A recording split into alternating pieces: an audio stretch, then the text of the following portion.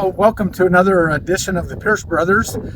My name is Brian Pierce, and today we're going to talk about a replica of the original Colt Sears revolver. Among the Colt collectors, this is a very well-known gun.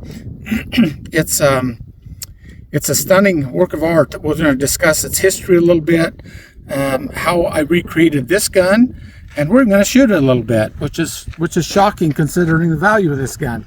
So the younger generation probably will not know much about Sears, Roebuck and Company, but there was a day when they were the giant. They were the Walmart of everything. They sold saddles, horses, or horse buggies, guns, sporting goods, fishing tackle, A to Z. Their catalogs were hugely thick, and they were relatively young in the 1890s, but they would have been very successful financially, and they commissioned Colt, which they sold Colt guns continually.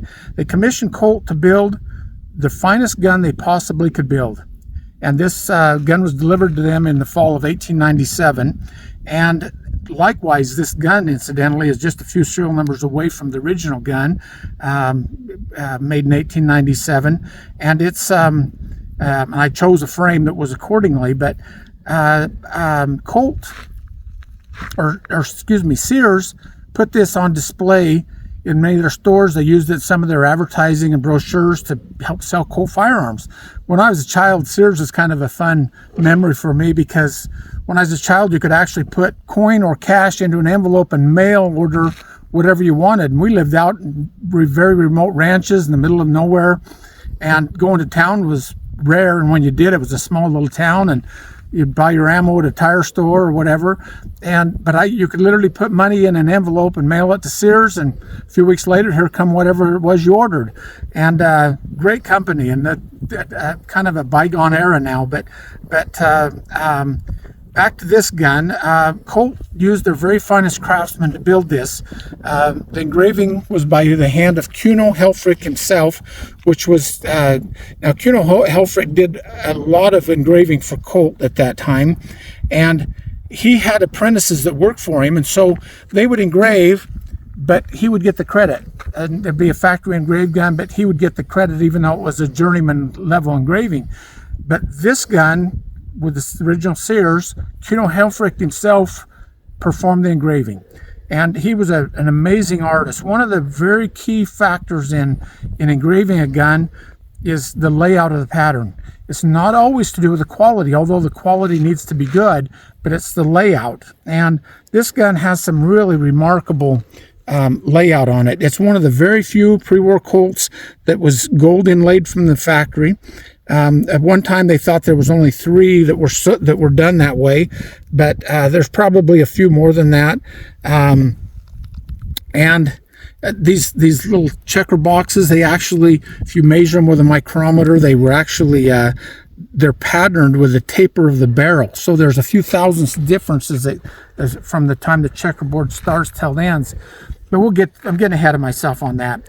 So Sears had this gun on display in their Chicago office and so forth. And of course, we dealt with the Great Depression of the 30s and World War II, and it set in the safe. And finally, in 1954, a Sears executive brought it out and said, somebody ought to buy this gun. We don't, it's an outdated gun now. Colt's not even making the single action anymore. So they brought it out. There was an actor, singer, songwriter, Mel Torme, who was a very serious Colt collector. It was offered to him for sale. It's kind of funny because he labored over buying this gun for the whopping sum of $750. Now, what's funny about that, at that time, you could buy a nice pre-war Colt for $75. So it was like buying 10 Colts. So he labored at spending the $750. He eventually sold the gun for $100,000, and he regretted it the instant he sold it. Interesting, but it sold at auction, I think in 2009, for just a trifle under $750,000. Most Colt authorities today say if that gun were to go to auction, that it would bring $1.5 to maybe $2 million. to give you the significance of what this gun is. The original, this gun, one thing, it has genuine mother of pearl grips on it. The original had a motif on there, Liberty motif, the Lady of Liberty. I've not been able to find a carver yet willing to carve mother of pearl. Very difficult. So this one does not have that feature. The rest of this gun is entirely engraved as the original was. Every aspect of the pattern was duplicated, but I'm again getting ahead of myself. So where this began was I wanted to,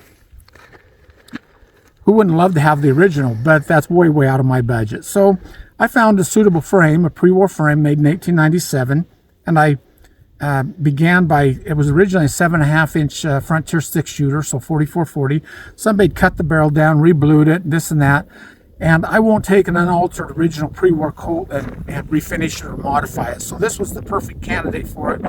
Removed all the old parts, barrel cylinders, fitted with new high carbon barrel or cylinder and barrel, all modern stuff, fit and timed perfectly. The entire gun was by hand polished and reworked out, all parts perfectly fit, everything re-roll marked, and we now had a canvas for Dennis Keyes to do the engraving. Now Dennis Keyes is pretty significant because he's a good friend of mine. I've been to his home many times. He lives in Connecticut. He began engraving for Colt in 1968, shortly after he graduated from high school. People soon realized he had extreme talent, and within a very short period he became a master engraver, and he engraved for Colt for many years. In fact, he still does work for them occasionally.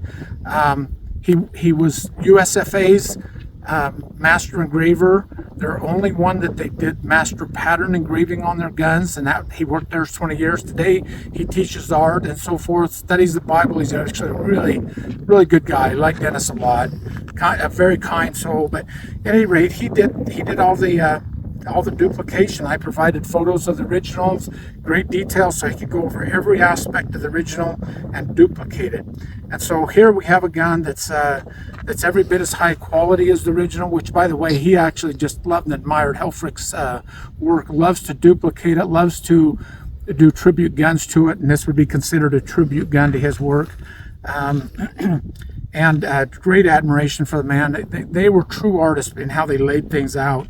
I find it interesting that the originals, they would use walrus hide and whale oil to polish them, and once they polished them and got them prepped for bluing, now this is going back to Colt today, they'd put them in a coal-fired oven, take them out and polish them with ash and oakum for at least 6 times, maybe more, until they obtain that very light color bluing that we love to see on the vintage guns, and not to be confused with the fire blue that's so commonly referred to, but it's a true Carbona finish. And this particular gun, I use Nutmeg Sports to duplicate that. Now they use a different method, but this is a beautiful example of the original color of Colt. It's actually a very durable finish. So here's this gun, and it's a shooter. I wrote this up in Handloader magazine, and it's the great gun, one of my favorites. So one thing about it though is I photograph it and show it with the genuine mother of pearl stocks on it, as they're technically called. Most people know them as grips, but they're technically stocks. But I'm always nervous that newer pearl will break under recoil. So when I shoot the gun, I put it on a different set of grips or stocks. So one thing I forgot to mention is this cylinder. It's got 452-inch throats in it, a minimum chambers. It's aligned perfectly with the axis of the bore. The barrel cylinder gap has been set at 0.02 of an inch. The forcing cone is cut at 11 degrees and then hand polished by myself with 3000 grit lapping compound. And the gun is, of course, timed perfectly with the bolt notch dropping directly into the approach. And it's just literally a brand new gun, as if you would have opened it from the factory. The chambers rest dead nuts in the middle of the loading trough, as they should. These are great guns. Oh, by the way, this is generally considered a Victorian era scroll engraving. And but we're gonna go ahead and shoot this gun. Again, I'm gonna change stocks a minute, and then we will we'll shoot it. I'll use every gun I own.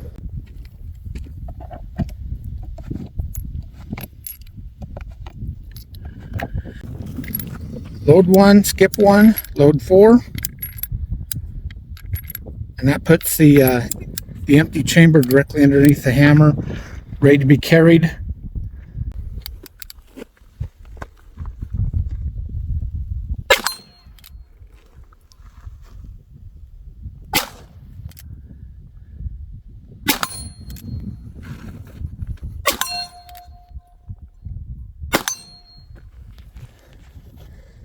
Great gun. I think I'm going to go hunting with it. Thanks for joining us today, and look forward to doing more videos.